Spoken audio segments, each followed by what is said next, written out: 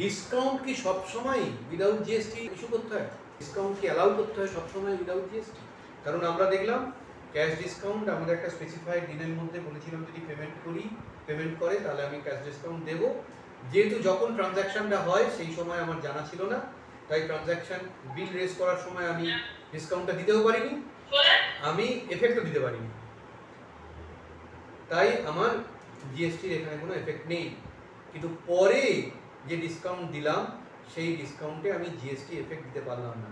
তাহলে ডিসকাউন্ট দেওয়া মানে কি সব সময় without GST credit note issue করা? Discount with GST without GST দুরকমই হয়। যখন উইথ জিএসটি হবে তখন ক্রেডিট নোট ইস্যু করা হবে এবং ক্রেডিট নোটে যে জিএসটি এফেক্টটা আছে সেটা জিএসটিআর 1-এ তার এফেক্ট দেওয়া হবে এবং যে রিসিভার সেও সেই অনুযায়ী সেটা রিভার্স। এটা with GST discount can be allowed with or without GST, দুটোই হয়। যদি ডিসকাউন্ট উইথ জিএসটি হয় তাহলে জিএসটিআর 1-এ তার এফেক্ট থাকবে এবং আমাকেও সেই ডিসকাউন্টের এফেক্ট দেওয়ার সময় আমাকেও সেই জিএসটি আইটিসিটা রিভার্স করতে হবে। বোঝা গেল? আর যেখানে ডিসকাউন্ট উইদাউট জিএসটি সেখানে কোনো জিএসটি এফেক্ট নেই।